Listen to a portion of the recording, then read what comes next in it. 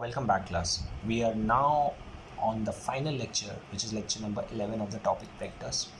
In this lecture, we are going to explore some different sums, a little bit of different sums based on the concept of section formula and its application, which was centroid formula, midpoint formula. Let's get started.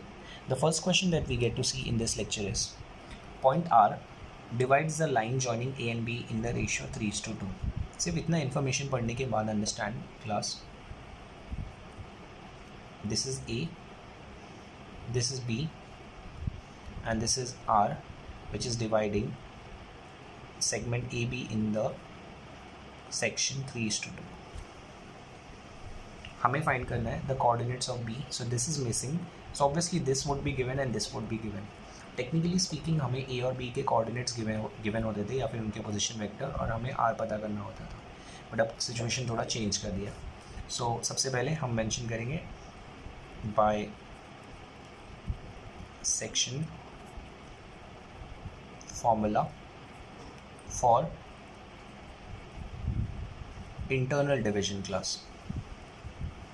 हमें मिलने वाला है R bar equals to 3B bar plus 2A bar upon 3 plus 2. मैंने simply formula use किया as per the information और the diagram. Next step में R bar की जगह पे as you can see R के कोऑर्डिनेट्स हमें गिवन है, तो हम उसे पोजीशन वेक्टर में कन्वर्ट करेंगे. -14/5 I cap plus 39/5 J cap plus 28/5 K cap is equal to 3 times of B bar. हमें बी बार ही लोकेट करना था, plus 2 times of A bar. A के अब कोऑर्डिनेट्स यहाँ पे मेंशन है class. This would become I cap plus 6j cap plus 5k cap, the whole divided by 5. As you can see class, यहाँ पे जो 3 कोएफिशिएंट्स यूज़ किए हैं उसमें नंबर 5 कॉमन है. आप नेक्स्ट स्टेप में -14 I cap plus 39 J cap plus 28 K cap the entire part divided by 5 is equal to 3b bar plus, मैं नंबर 2 को अंदर ड्रैग कर रहा हूँ, तो -2 I cap plus 12 J cap plus 10 K cap मिल जाएगा class. And this is also divided by 5. You can see the advantages. जो नंबर 5 है वो दोनों साइड से कैंसिल हो जाएगा. अब you can simply transfer terms on one side, तो -4 आई cap 14 I cap plus 39 J cap plus 28 K cap subtracted. ये जो पूरा ब्रैकेट था मैं यहाँ पे ट्रांसफ़र कर रहा हूँ, तो एडिशन का सब्ट्रैक्शन हो रहा है class. -2 I cap plus 12 J cap plus 10 की कैप. यू कैन नोटिस मैंने किसी भी टर्म का साइन नहीं चेंज किया, सिर्फ मैंने ब्रैकेट के पहले जो पॉजिटिव साइन था उसे माइनस कर दिया है. And this is equal to 3b बार.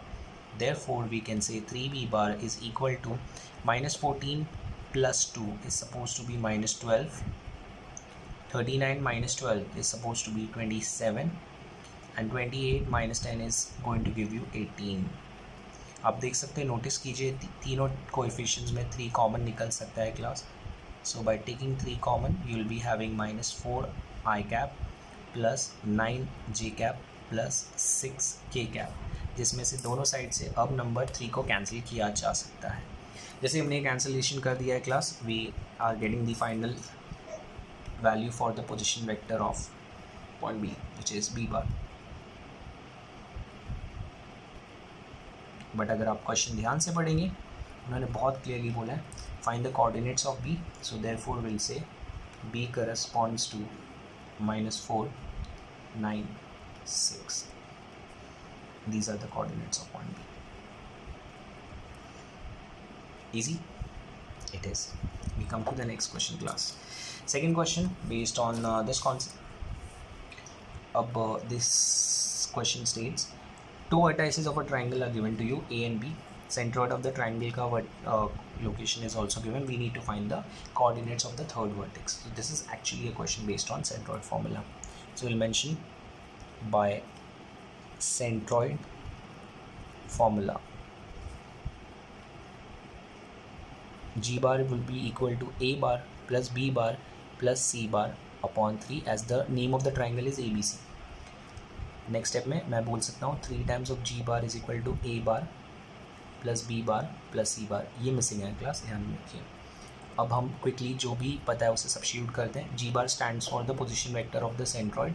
यहाँ पे सेंट्रॉइड मेंशन है -1 2 1, so I will be writing minus I cap plus 2 J cap plus K cap is equal to A bar is the first point which is 3 I cap plus J cap plus 4 K cap plus b bar is this one minus 4 I cap plus 5 j cap minus 3 k cap, and finally I have c bar added here.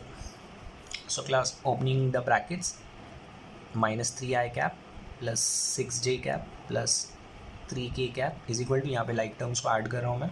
3 minus 4 का answer minus I cap, 1 plus 5 का answer is 6 j cap, and 4 minus 3 का answer is plus K cap plus C bar. अब सारे terms को एक side पे transfer करने पे I be having minus 3 I cap plus 6 J cap plus 3 K cap plus I cap minus 6 J cap minus K cap is equal to C bar. और I can say C bar is equal to, और सबसे पहली बात तो यहाँ पे कुछ cancellations हो रहे हैं, वो हम कर देते हैं. क्लास कैंसिल करने में बहुत मज़ा आता है.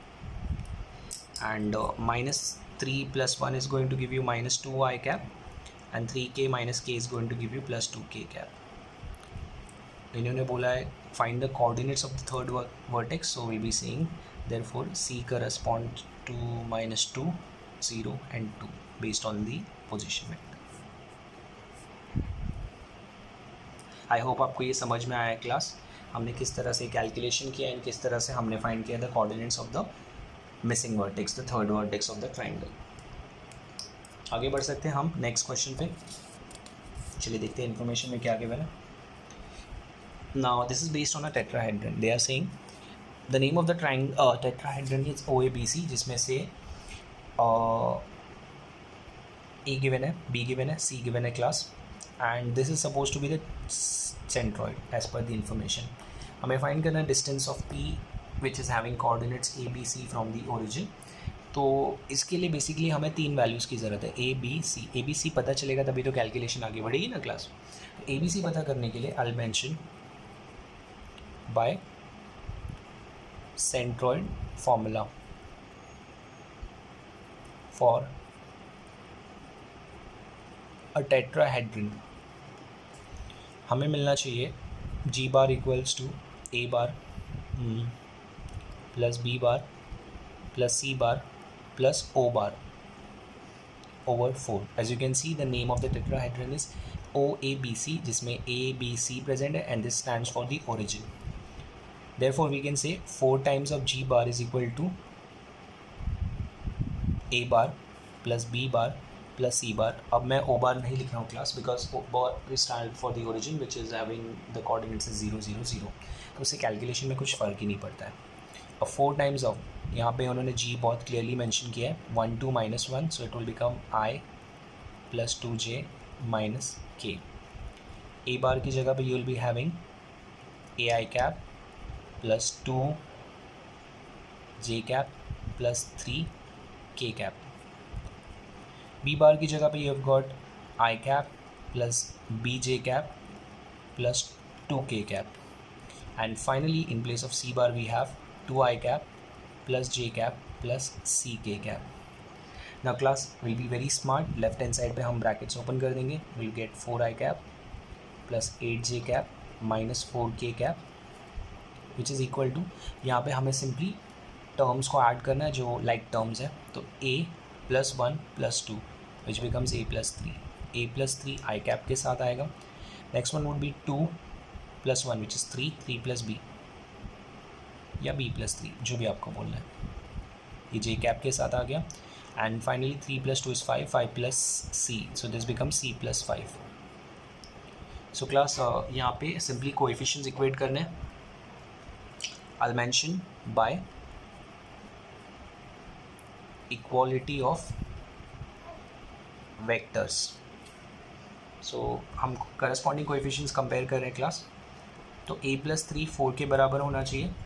आई कैप के साथ मैच कर रहा हूँ, which gives me a is equal to plus 1.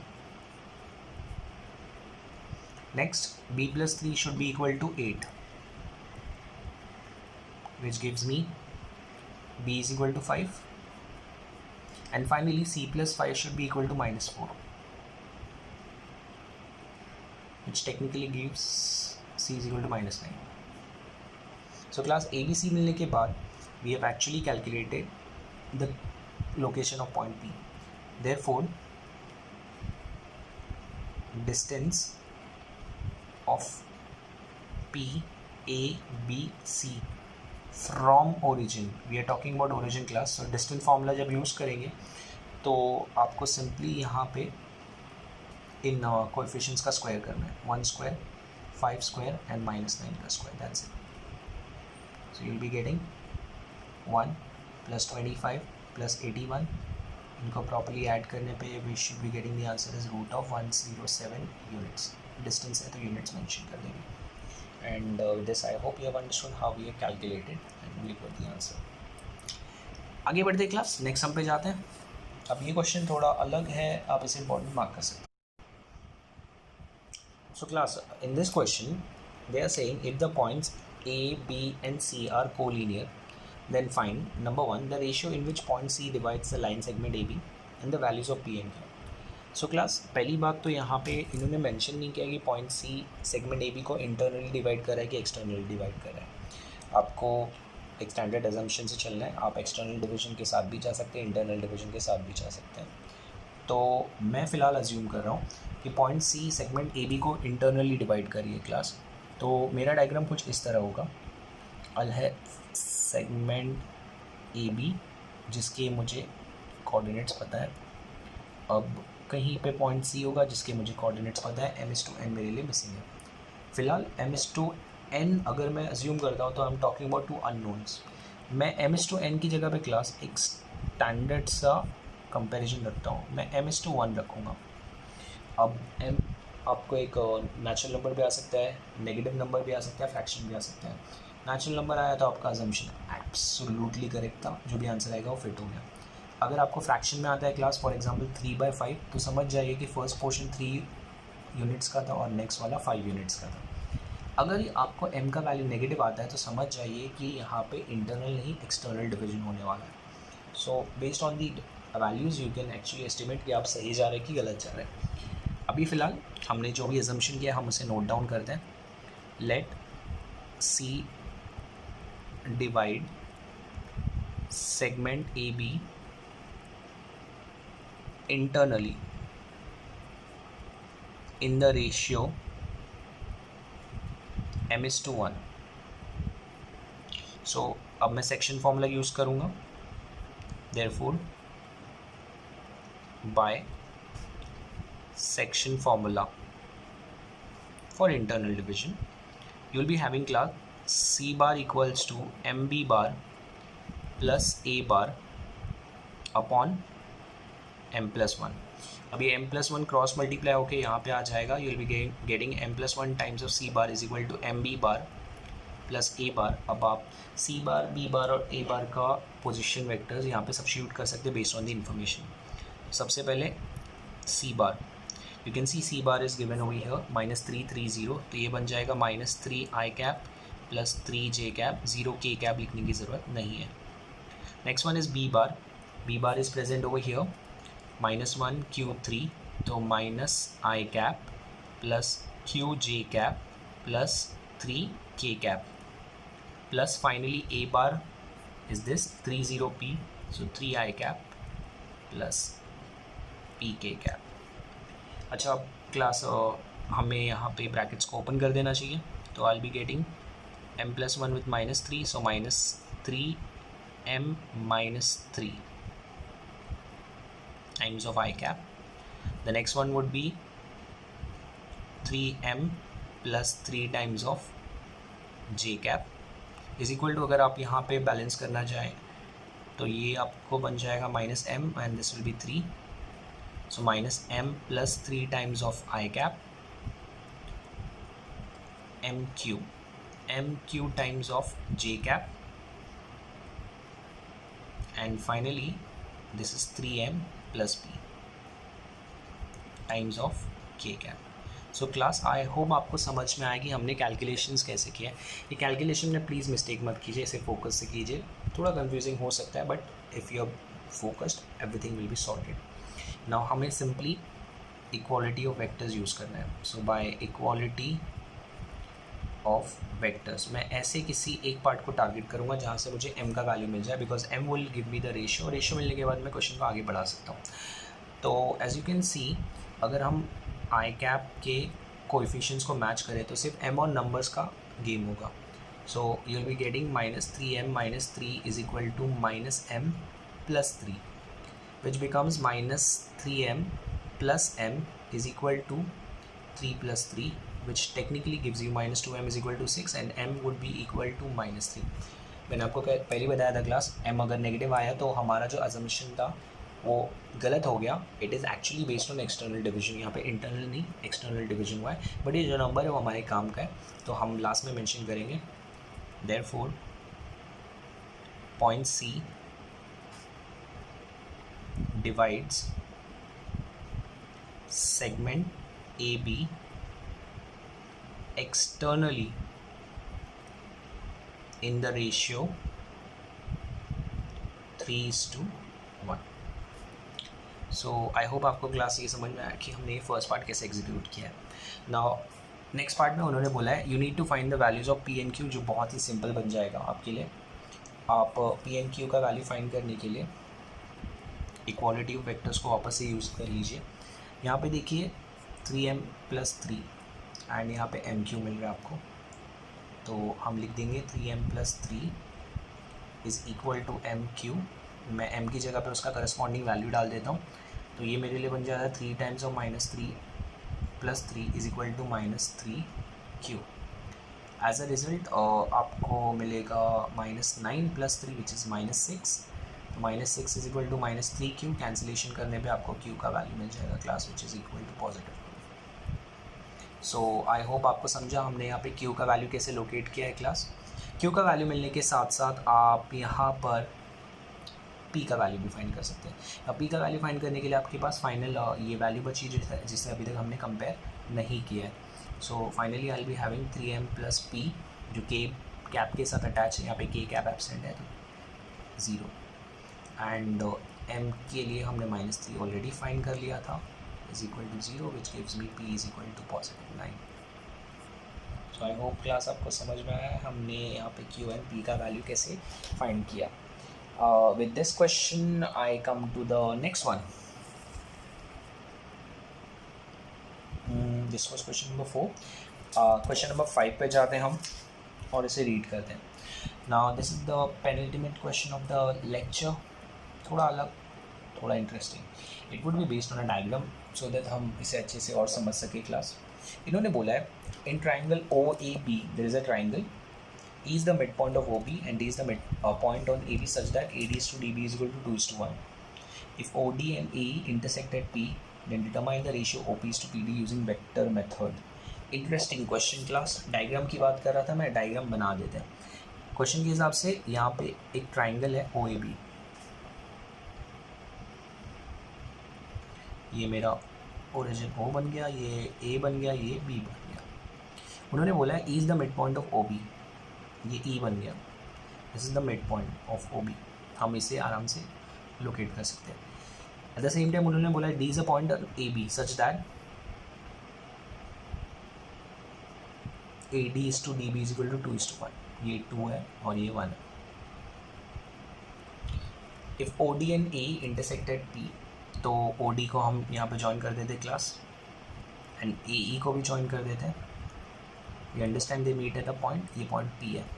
उन्होंने हमें OP इज टू PD पूछा है, तो OP इज टू PD हमें फ़िलहाल लोकेट करना है। अच्छा, OP इज टू PD हम केस M/1 वाला मेथड यूज़ करके कर सकते हैं क्लास, क्यों नहीं कर सकते, बट इस पर्टिकुलर सम के लिए बहुत लेंदी हो जाएगा बिकॉज ये पोजीशन वेक्टर के टर्म्स में नहीं है, ये इनफैक्ट ट्रिपलेट के फॉर्म में नहीं है, ये पोजीशन वेक्टर के टर्म्स में। तो इसे सॉल्व करने के लिए हम थोड़ा नॉवेल तरीका यूज़ करेंगे क्लास। आई बी राइटिंग सबसे पहले ई बार जो मुझे मिड पॉइंट फार्मूला से मिलेगा, तो फ्रॉम द फिगर सबसे पहले E bar equals to 0 bar plus B bar upon 2, mid point formula class. Simply mid point formula अगर हमने यूज़ कर लिया तो क्रॉस मल्टीप्लिकेशन करके हम ऑब्टेन कर सकते हैं B bar is equal to 2 times of E bar, जो हम आगे यूज़ कर सकते हैं। इसे मार्क करेंगे नंबर 1। आपको आई होप ये समझाए क्लास हमने यहाँ पे एग्जैक्टली क्या किया है, क्यों किया है, वो अभी थोड़ी देर में समझ में आ जाएगा। अब जैसे ही हमने ये इन्फॉर्मेशन यहाँ पे ऑब्टेन किया class, you can also understand ये जो नीचे का सिचुएशन ये तो सेक्शन फार्मूला का है, जिससे हमें डी बार मिल सकता है। तो चलिए लिखते हैं D bar would be equals to 2 times of B bar plus A bar upon 2 + 1, section formula for internal division. अच्छा, इसी इन्फॉर्मेशन को हम और मॉडिफाई कर सकते हैं by taking 2 times of B bar was 2 times of E bar ना class, तो मैं इसे ई बार कर देता हूँ upon 2 + 1 is suppose to be 3, तो 3 कर देंगे। यहाँ पे रेफरेंस देना है तो आप देख सकते हैं आपने इक्वेशन नंबर 1 का यूज़ किया है क्लास। अब ये क्रॉस मल्टीप्लिकेशन करने पे 3 D bar is equal to 4 E bar plus A bar आ जाएगा। अब एक छोटी सी स्ट्रैटेजी को समझिए क्लास। यहाँ पर हमने डी बार रखा है, यहाँ पे 4 ई बार और ए बार रखा है। ऑब्वियसली इंटरनल डिवीजन की बात है तो दोनों पॉजिटिव होने चाहिए। यहाँ पे जो कोएफिशिएंट है वो 4 है और इसके साथ जो कोएफिशिएंट है वो 1 है। यहाँ पे लेफ्ट हैंड साइड में सिर्फ एक ही टर्म है, बट टेक्निकली स्पीकिंग अगर आप डायग्राम को देखें तो ई बार और ए बार साथ में जब होते हैं, ई बार और ए बार, तो ए यहाँ पे फ्रेम करना की कोशिश करते हैं। और अगर डी बार की बात करो तो डी बार के साथ मुझे ओ बार मिलना चाहिए, तो मैं यहाँ पे लिखूँगा 3 D bar plus 2 O bar. O bar stands for the origin which is actually having coordinate 0 0 0। आप उसे 2 के साथ लिखिए, 5 के साथ लिखिए, किसी के साथ भी लिखिए, कुछ फ़र्क नहीं पड़ता है। मैंने 2 के साथ क्यों लिखा है क्लास, बिकॉज मुझे यहाँ पे कोएफिशिएंट्स को बैलेंस करना है। अब अगर मैं कोएफिशिएंट्स का एडिशन देखूँ तो ये 4 + 1 5 होता है और 3 + 2 भी 5 होता है। नेक्स्ट स्टेप में I can write therefore 3 D bar plus 2 O bar upon 3 + 2 which is 5 is equal to 4 E bar plus A bar upon 4 + 1 which is equal to 5। मैंने दोनों साइड को 5 से डिवाइड कर दिया। अब इस तरह से ये लिखने पे यू कैन अंडरस्टैंड क्लास ये एक्चुअल में section formula for internal division के स्ट्रक्चर की तरह है, एग्जैक्टली लाइक दिस। और अगर हम ध्यान से देखें तो ये पॉइंट P है जो एक्चुअल में OD को सेक्शन में डिवाइड कर रहा है, तो फॉर्मूले के हिसाब से ये P बार होना चाहिए। एंड एज अ रिजल्ट अगर मुझे OP is to PD पूछा है तो मैं इस इंफॉर्मेशन के ऊपर फोकस करूँगा and I will say therefore P divides OD internally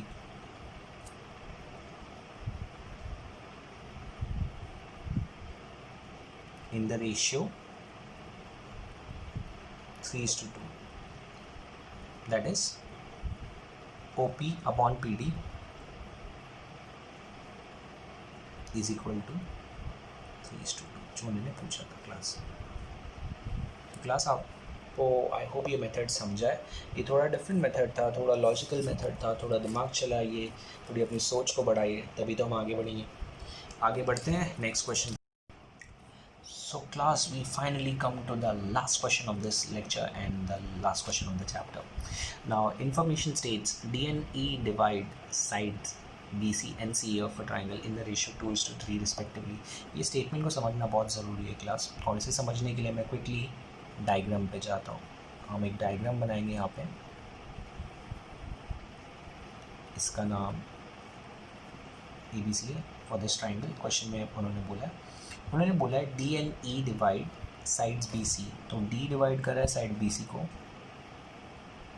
यहाँ पे D होना चाहिए, और E डिवाइड कर रहा है साइड्स CA को, यहाँ पे E होना चाहिए, इन द रेशियो 2:3 रिस्पेक्टिवली।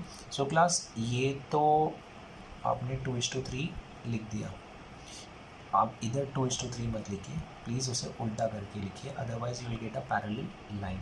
ऐसा कुछ यहाँ पे इन्फॉर्मेशन में नहीं दिया है, इसके लिए हम रेशियो को उल्टा करके लिख रहे हैं। Now this is also going in a particular direction. तो जैसे ही हमने ये डायग्राम और ये रेशियो को सही जगह फिट किया है क्लास, आगे बढ़ते हुए हमें समझ में आता है। उन्होंने बोला है find the ratio in which AD and BE divide each other. तो AD एंड BE को पहले बना लेते हैं, यहाँ पे क्लास दिखना चाहिए हमें डायग्राम में, ड्रॉ कर दिया। Now this is the point of intersection मैं इसे फिलहाल P कंसिडर करता हूँ. सो ये जो P है एक्स्ट्रा है, I mention let P be the point of intersection of AD and BE. सो ये क्लास ये छोटा सा असम्पशन मैंने अपने साइड से किया है. It is only going to create some conveniences और कुछ नहीं. अब करना क्या है, आप डायग्राम अगर ध्यान से देखिए तो आपको सेक्शन फार्मूला दिखेगा. ये भी सेक्शन फार्मूला है, ये भी सेक्शन फार्मूला है. तो क्यों ना हम दोनों जगह सेक्शन फार्मूला इम्प्लीमेंट कर दें. तो चलिए हम सेक्शन फार्मूला क्विकली यहाँ पे यूज़ करते हैं. I be writing therefore E bar would be equal to, section formula के हिसाब से 3C bar plus 2A bar upon 3 + 2. And इसी लॉजिक को अगर आप यूज़ करें तो आपको डी बार का भी कोएफिशिएंट मिल जाएगा क्लास. तो डी बार के लिए आपको मिलना चाहिए